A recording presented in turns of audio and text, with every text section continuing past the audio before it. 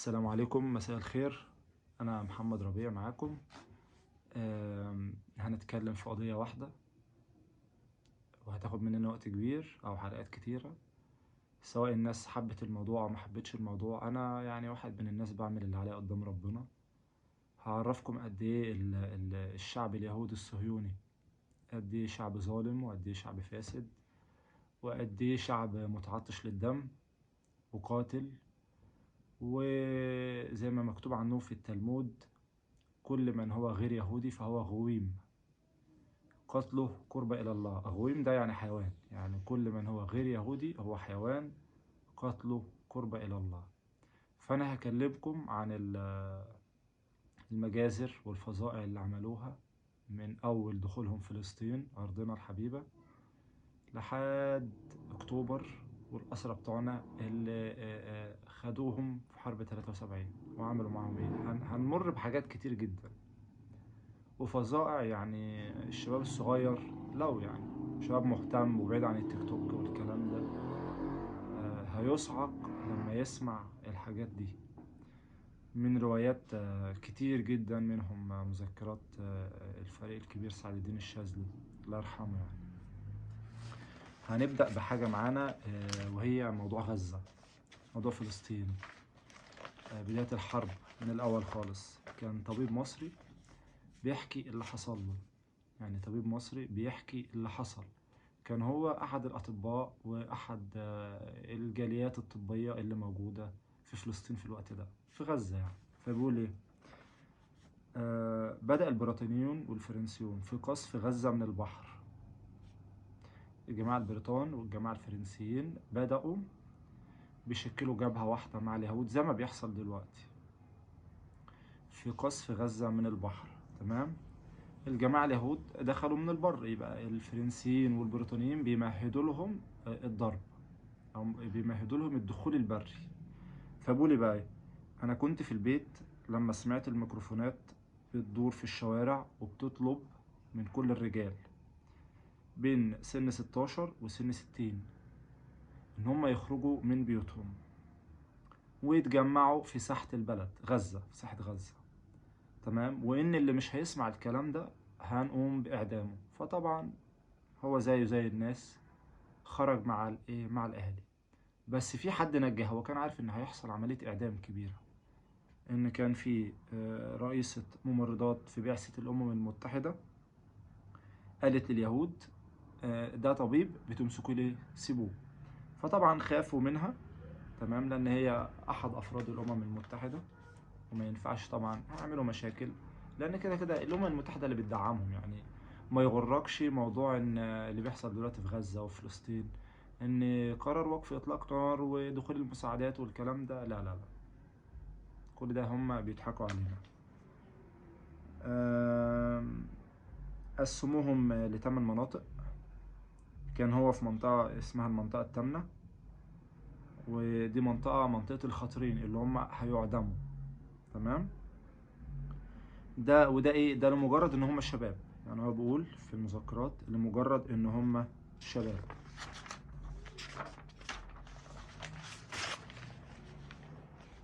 طيب بياخدوهم في صحراء النقب في اتجاه الأردن وبيعدموهم. تمام؟ فاللي بيحاول الطبيب المصري بيقول ايه؟ بيقول انا قاطعته واتحديته ان هو يعطيني دليل، يعني اديني دليل على الكلام بتاعك ده. تمام؟ فبقول عدل من جلسته وقال بقى ايه؟ ان مرت شهور على اختفاء حوالي 300 شاب، ثم فجأة في السنة دي اللي حصل فيها الكلام ده نزلت أمطار غزيرة وسيول. شوف بقى، هو بيأكد للي بيحاوروا، يعني الطبيب ده بيأكد للي بيحاوروا إن في السنة اللي حصل فيها عملية الإعدام دي، هو طبعا اللي نجاه الدكتورة اللي كانت من بعثة الأمم المتحدة. تمام؟ بعد ما كانوا قسموه في المنطقة التامنة اللي هي منطقة الخطرين اللي هم هيتعدموا، واللي خدوهم تاني في صحراء النقب عشان يعدموهم لمجرد إن هم شباب وقادرين على حمل السلاح. فبقول له إن في السنة دي حصل هطول أمطار غزير جدا وسيول، وجرفت الجثث من صحراء النقب لفين؟ لحد قطاع غزة، لحد قطاع غزة، انت متخيل؟ فهو ذهب مع جميع الأطباء إلى منطقة تجمع الجثث، راح زيه زي الأطباء اللي رايحين يشوفوا موضوع الجثث ده إيه. وكان بيبحث في الجثث اللي هي مرمية دي، اللي مقتولة، عن إيه سبب الوفاة، قتل، إطلاق نار، عملية ذبح كده. فيا عيني شاف واحدة بتصوت وتعيط، ابني ابني. فتجمع الاهالي حولها، يعني هم مش شايفين جثه، هو بيقول يعني بيقول ان هم الاهالي مش شايفين جثه، فبيقولوا الست دي بتعيط ليه؟ يعني بتعيط على الهوا، مش شايفه حاجه وبتعيط. وعلى اي حال ان الجثث كانت مطموسه الملامح، يعني حتى محدش هيعرف يفرق مين ده من مين ده من مين ده. بص بقى، شوف بقى سبحان الله، وجدوها ماسكه رجل خشب. تمام، ماسكه رجل خشب. رجل الخشب دي بقى قصه طويله، انا بقول لك بس يعني حاول اختصر لك.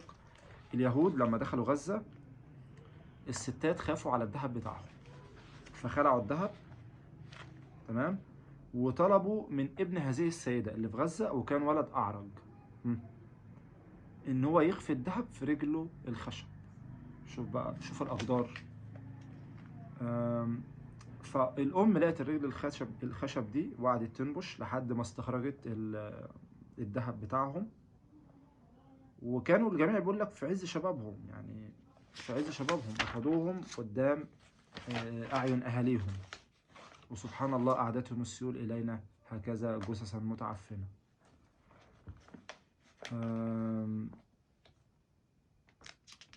بيتكلم تاني على إن في باحث، ده شوف دي حاجة من الحاجات اللي حصلت في غزة. بيتكلم تاني على إن في باحث إسرائيلي أجبر على الصمت. هو كان باحث في جريدة هآرتس الإسرائيلية، عمير أورين. عمير أورين بيقول إن الدراسات موثقة في وزارة الدفاع الإسرائيلية. بيقول بقى إيه؟ إن في صيف 95، الباحث ده على كلامه الإسرائيلي عمير أورين ده بيقول إيه؟ في 95 كنت أتصفح عددا من الأبحاث داخل القسم. تمام؟ فجت عينه على بحث حوالي 600 صفحة، بيتكلم عن إيه؟ إساءة معاملة أسرى الحرب على أيدي أفراد من لواء المظلات. تمام كده؟ واعتمد الباحث اللي هو كاتب البحث ده اللي كتبه على إيه؟ في توثيقه على إيه؟ على محضر اجتماعات لضباط المظلات برئاسة مين؟ قائد اللواء أرييل شارون. كان وقتها قائد لواء المظلات أرييل شارون، وقائد الكتيبة رافائيل إيتان. تمام؟ كشف فيه بقى البحث ده إن في 56 قام اللي هو المظلات ده بقتل 35 أسير مصري، الله يرحمهم. يبقى في 56 قتلوا 35 أسير مصري في غرب سيناء أثناء العدوان الثلاثي. نزلت وراء الخطوط المصرية كتيبة مظلات إسرائيلية في منطقة ممر متلا، وأنا زرت ممر متلا ده. بدأت تتقدم كتيبة المظلات دي اللي هي نزلت خلف خطوط القوات المصرية بتاعتنا، وأسرت 49 أسير مصري وسوداني. منين؟ مش مجندين، من عمال الطرق المدنيين. شوف بيقول لك ايه؟ استسلموا بجلاليبهم وسراويلهم، وقيدت أيديهم من الخلف، وطرحوا أرضا، ثم أفرغت رصاصة أو رصاصتان في رأس كل منهم. يبقى دول مجرد عمال مدنيين بتوع طرق، ربطوا ايديهم من الخلف وضربوا كل واحد رصاصة في راسه أو رصاصتين في برود دم وبرود أعصاب. وبعد كده الكتيبة دي اتقدمت فين؟ في اتجاه راس سدر، وفي طريقها ذبحت، بص بقول لك ايه، 56 جندي ومدني أعزل من السلاح داخل شاحنتهم. يعني هم كانوا موجودين في الشاحنة بتاعتهم، والشاحنة دي زي العربية المجروس الكبيرة اللي حد داخل الجيش عارفها، وفي ستارة مغطية الشاحنة من ورا، وهم قبضوا عليهم. بس كانوا جنود عزل، كانوا جنود عزل. ده البحث الإسرائيلي اللي بيقول كده. هل بقى كانوا منسحبين بتاع، الله أعلم. سابوهم زي ما هما في العربية، ومن وراء الستر القماشي ده فتحوا النار عليهم. وحتى بعد كده ما وقفوش، يعني بعد ما فتحوا النار عليهم من هما جوه العربية كملوا مشيوا خلاص بقى. حتى بيقول ايه، يعني تخيل، يعني فيهم لسه رحمة شوية. يقول أحد جنود الكتيبة الإسرائيلية إنه بكى حين رفع أحد زملائه ما تبقى من الساتر القماشي.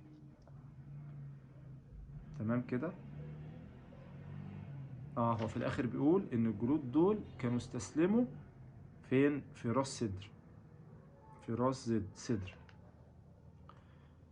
آه تاني تاني أحد الضباط الإسرائيليين بيحكي، كان قاعد في مزرعته.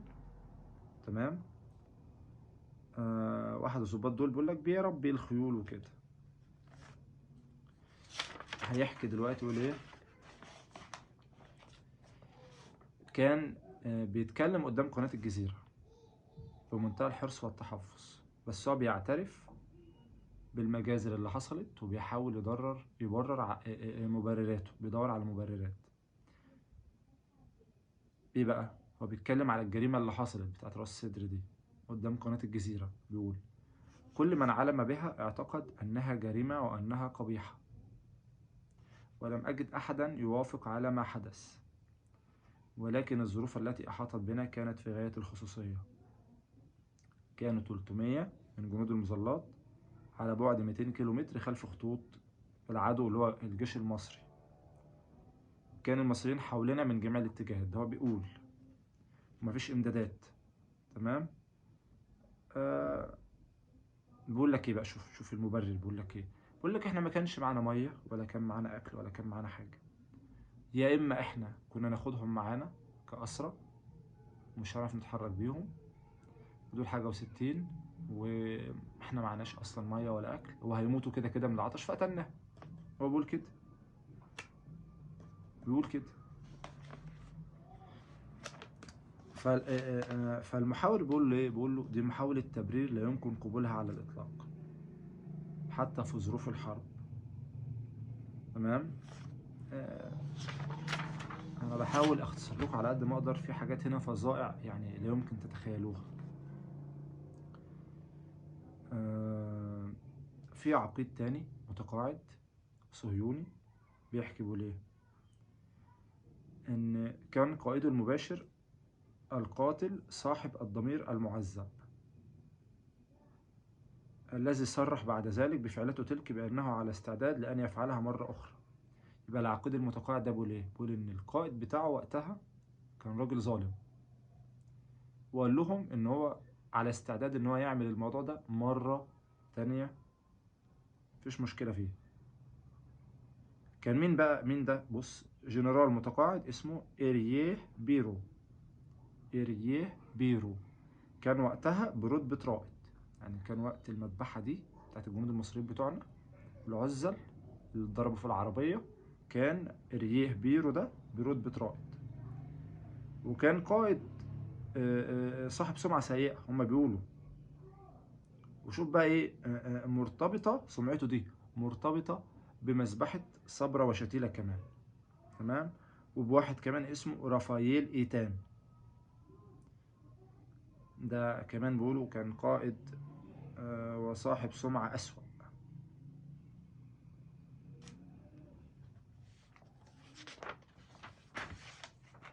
شكرا، ونشوفكم في حلقة تانية.